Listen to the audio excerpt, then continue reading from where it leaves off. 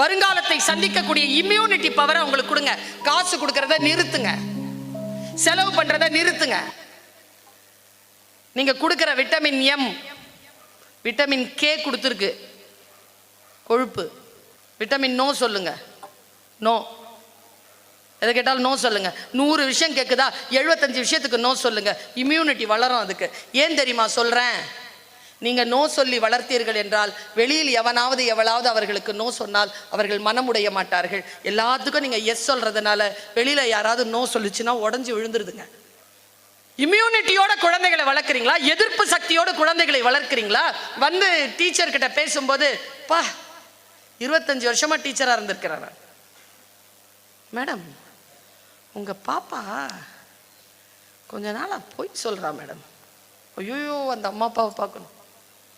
நல்ல குடும்பத்திலேருந்து வரவங்க நாங்கள். நான் சொல்லட்டுமா?